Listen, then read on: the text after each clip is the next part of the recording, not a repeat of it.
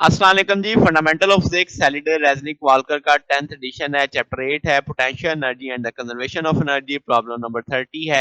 अब हमें एक 2 केजी का ब्रेड बॉक्स दिखाया गया है। जैसे आप देख सकते हैं फ्रिक्शनलेस इंक्लाइन प्लेन पे 40 डिग्री पे है, connected by the cord over the pulleys के साथ, स्प्रिंग के साथ कनेक्टेड है। उसका स्प्रिंग कांस्टेंट दे दिया गया है। Box is release from the rest, ठीक है, अनस्ट्रेच, यानी शुरू में उसकी वेलोसिटी भी नहीं है और उसके बाद पोटेंशियल एनर्जी भी नहीं है। पुली मैसलेस है, फ्रिक्शनलेस है। स्पीड ऑफ द बॉक्स जब वो 10 सेंटीमीटर नीचे जा चुका होगा, यानी इतना 10 थोड़ा सा फासला नीचे गया है। How far does the inclined plane point does the box slide momently stop, कहाँ जाके वो रुकेगा ये बताना है।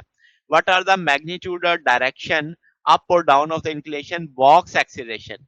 फिर वो कहता है इंस्टेंट बॉक्स मोमेंटली स्टॉप, जब बॉक्स मोमेंटली स्टॉप करेगा, जाहिर है वो नीचे स्लाइड कर रहा है, वेलोसिटी कम हो रही होगी तो एक्सेलरेशन तो ऊपर ही आना है। सादा सी फिजिक्स तो यही समझती है। आगे चल के देखते हैं।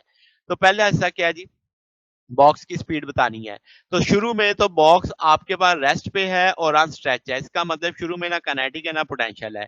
फिर जब वो नीचे स्लाइड करता है तो कनेटिक भी होगी, पोटेंशियल भी होगी। मगर जो पोटेंशियल है वो दो तरह की होगी, एक इस स्प्रिंग में आएगी और दूसरी आपके पास इसकी हाइट के फर्क की वजह से आएगी। तो वो हमने एम जी वाई कर दिया कि कितनी हाइट वर्टिकली वो नीचे जा रहा है, that is m g y. और स्प्रिंग में जो चेंज आ रही है 1/2 के डी स्केयर, ठीक है। और स्प्रिंग के डिस्प्लेसमेंट को मैंने डी से जाहिर कर दिया है। अब आपके पास वाई हम से देख सकते हैं, यहां से अगर कंपोनेंट देखा जाए तो माइनस डी साइन 40 डिग्री आ जाएगा।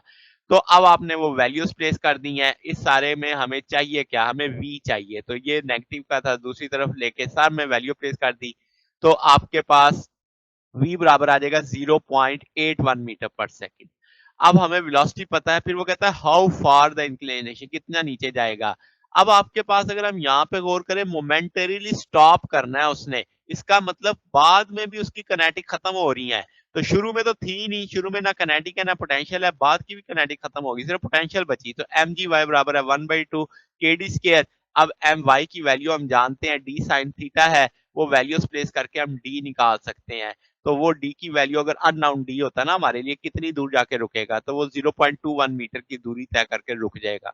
फिर अगला हिस्सा क्या है, मैग्नीट्यूड और डायरेक्शन बतानी है। तो फोर्स का कंसेप्ट ले लेते हैं। नेट फोर्स एम में हो जाएगी। अब जो फोर्स स्प्रिंग पे हमने अप्लाई की है माइनस उसका वेट, दो ही फोर्सेज है क्योंकि फ्रिक्शनलेस कहानी चल रही है।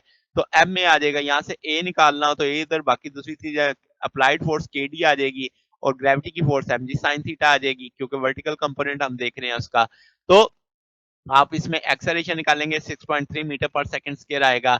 और जाहिर सी बात है, मैंने पहले बताया वेलोसिटी, चूंकि उस मोमेंटेरीली उसने क्या करना है, स्टॉप करना है, वेलोसिटी ने कम होना है। वेलोसिटी ने कम होने का मतलब जहां वो नीचे रहा है मगर उसकी वेलोसिटी कम हो रही है, तो एक्सेलरेशन बनेगा नेगेटिव, वो अपोजिट सेंस में होगा, अपवर्ड होगा। तो इनके लिए आप आएगा आपके पास।